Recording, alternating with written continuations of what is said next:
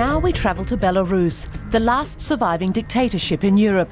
It's home to a theatre group working to oppose the Lukashenko regime. This house on the edge of Minsk is where the Belarus Free Theater rehearses and performs. Its productions are always political, so it's no wonder police have stormed performances and temporarily detained actors and audience members alike. Despite the harassment, these actors are determined to join the independent theater and say no one will keep them from performing.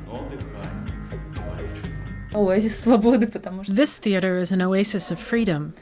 You can always sense the pressure on state-run theaters, from the government censors, from the theater management. And everywhere there are set guidelines, boundaries that may not be breached.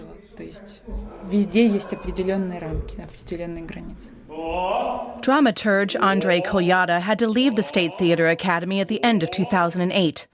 His daughter and son-in-law founded the Belarus Free Theater 7 years ago. Since then, their families have been targeted by the Secret Service KGB.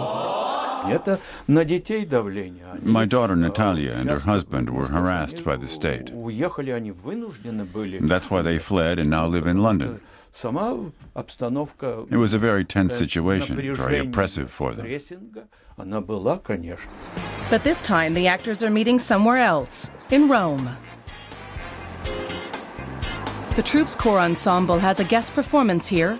Rome is just one stop on their tour. Such moments are rare, since 4 members of the group have gone into exile in London. The others still live in Minsk, although they'd never find work with a state-run theater. Modern theater is impossible if you disregard political themes. That's why we've taken something upon ourselves. We break every taboo that exists in our homeland, Belarus. And we do this through our art. Today's program is an homage to Harold Pinter, until his death a prominent supporter of the Free Theater. The audience will be confronted with conditions in Belarus: state-sanctioned abuse, arbitrary state power, detained government critics, an atmosphere of constant fear, all profound influences on the troupe.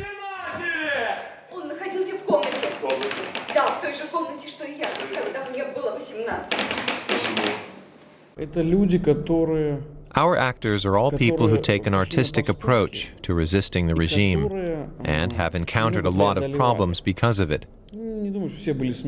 They aren't heroes, but after all they've gone through in Belarus, they've become stronger. They're much different now from what they were when we started working together.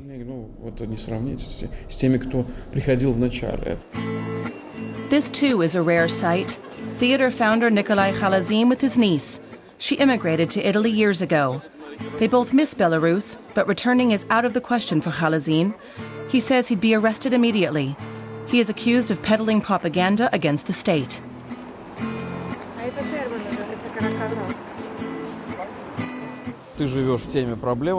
In my thoughts, I'm always in Minsk and thinking of the problems there. I think about friends who've been in prison for more than a year because they belong to the opposition. That's hard to take, especially since our theater is in such demand. The Belarusian theater group's members are also in demand as instructors. Nearly every guest performance includes a workshop with local acting students. Khalazin learned long ago that even in supposedly free Western societies, there are many taboos. He believes the theater has to address everything that others keep silent about, not only in Belarus. The students in Rome are trapped in the classical structures of Italian theater. It's difficult to break out of that. We have to fire them up a bit, but we like to do that. And from such workshops, we always pick a few students we want to continue working with. Back in the Belarusian capital, Minsk.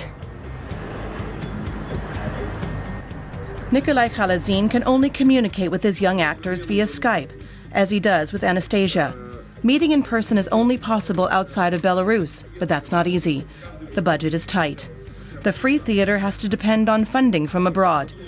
In autumn, Anastasia will become the first of the new young actors to join the core ensemble for a guest performance in Amsterdam.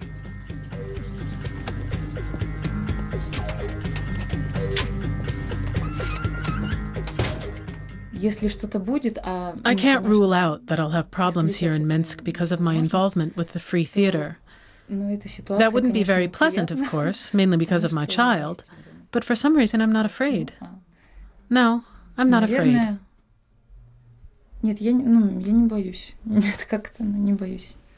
She's looking forward to finally being able to perform without the censors and to letting the world know about everyday life in her country, Belarus.